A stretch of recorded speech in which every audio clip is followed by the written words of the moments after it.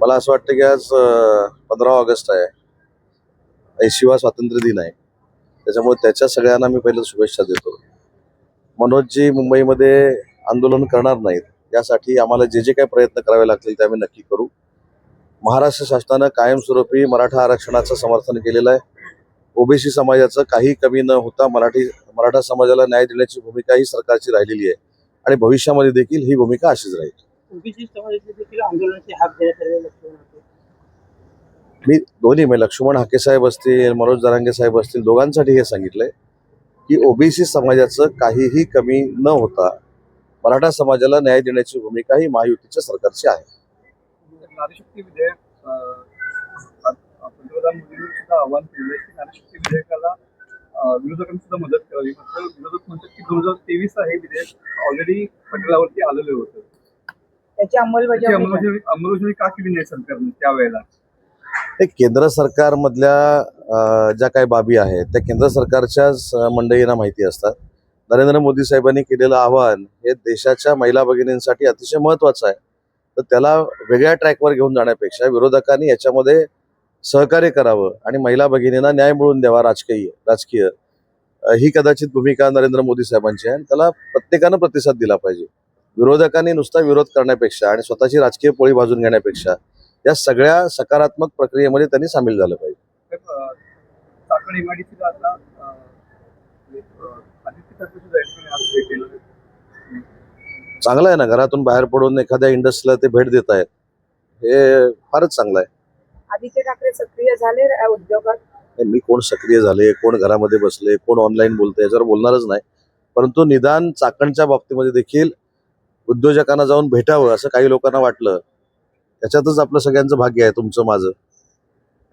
अंबादासांनी आता वेळात टीका केलेली आहे म्हणजे की खटाखट लघु उद्योग जे आहेत ते बंद पडत चाललेले आहेत आणि मंत्री फक्त माझी आपल्याला एक विनंती अशी आहे, हा मंत्री फक्त विमानाने प्रवास करत आहेत आणि पण ते माझ्या विमानात बसणार असतील त्यांना पण घेतो ना विमानात. एवढी जलसी कशाला असली पाहिजे?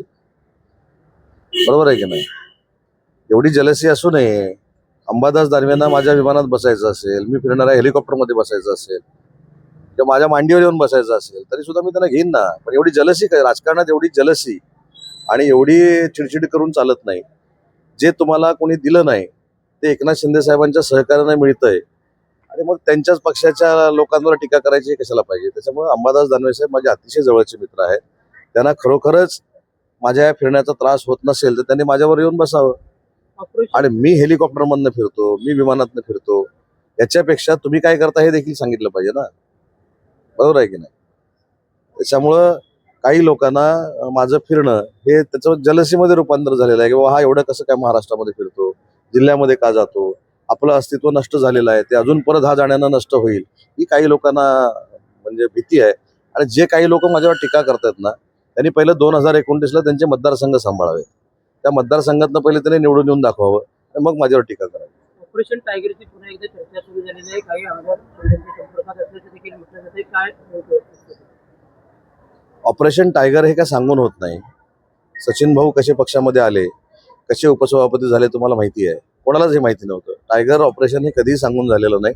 आणि शिंदे साहेब काय करू शकतात हे 4 वर्षापूर्वी देखील बघितलेलं आहे, परवा खासदारांच्या बाबतीत देखील बघितलेलं आहे, सचिन भाऊंच्या बाबतीत देखील बघितलेलं आहे.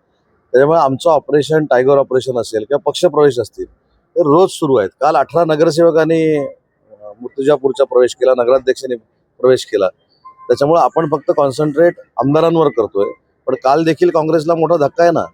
1 नगराध्यक्ष आणि 18 नगरसेवक जेव्हा शिवसेना पक्षामध्ये येतात, सगळाच पक्ष येतो, तर ती एकनाथ शिंदे साहेबांची किमया आहे. की महाराष्ट्राच्या मनातले खरे मुख्यमंत्री एकनाथ शिंदेच आहेत. याचं पण वारंवार आम्ही उत्तर दिलेलं आहे. शेवटी मी शिवसेनेमध्ये काम करतो. शिवसेनेमध्ये एकनाथ शिंदे साहेब हे उच्च पदावर बसावेत, मुख्यमंत्री व्हावेत, ही आमची सगळ्यांचीच इच्छा असणार आहे. जसं देवेंद्र फडणवीस साहेब भाजपाचं नेतृत्व करतात, भाजपाचं नेतृत्व करताना ते सर्वोच्च पदावर असावेत असं भाजपाच्या कार्यकर्त्यांना वाटत असतं. तसं आम्हाला वाटलं, त्याच्यामध्ये काय गैर आहे? मुख्यमंत्री पदाचा विषय निघाला म्हणून गणेश नाईक आणि एकनाथ शिंदे यांच्यातलं राजकीय आरोप प्रत्यारोप तुम्हाला माहिती आहे. त्यामुळे नरेश मस्तिकाल असं म्हणाले की गणेश नाईक यांना मुख्यमंत्री व्हायचं होतं, ती असूया कुठेतरी त्यांच्या मनामध्ये. मी एक सांगू का, एकनाथ शिंदे साहेबांवर कुणी येऊन टीका करणं बरोबर ना. म्हणजे काजव्यानं स्वतःचं अस्तित्व सूर्याप्रमाणे असं दाखवणं, बाकी शब्दप्रयोग मी करत नाही. अगदी पार्लमेंटरी शब्दामध्ये मी सांगतो की काजव्यानं असं मानायचं की मी सूर्य आहे. त्याच्यामुळे एकनाथ शिंदे साहेबांवर कोण टीका करते ते मुख्यमंत्र्यांच्या रेसमध्ये होते की राज्यमंत्र्यांच्या रेसमध्ये होते की कॅबिनेट मंत्र्यांच्या रेसमध्ये होते, हा माझ्या दृष्टीने गौण भाग आहे. परंतु एकनाथ शिंदे साहेबांचं कर्तृत्व हे एनडीएचे 3 नंबरचे नेते म्हणून आहे. आता जे काही साहेबांवर टीका करतात त्यांच्या अनेक नातेवाईकांनी निवडणुकीचा प्रयत्न केल्यानंतर त्यांचा पराभव देखील झालेला आहे. एकनाथ शिंदे साहेबांनी कधी पराभव बघितला नाही, श्रीकांत शिंदे साहेबांनी कधी पराभव बघितला नाही. त्याच्यामुळे जनतेनं स्वीकारलेलं आणि महाराष्ट्रानं स्वीकारलेलं आणि देशानं स्वीकारलेलं नेतृत्व हे एकनाथ शिंदे साहेबांचं आहे. त्यामुळे जिल्ह्यातलं एखादं कुठचं तरी नेतृत्व शिंदे साहेबांवर टीका करतं म्हणजे त्यांच्या अस्तित्वाला धोका आहे असं जर कोणाला वाटत असेल, हा बालिशपणा आहे. सर, आज आपण रत्नागिरी नगर परिषदेमध्ये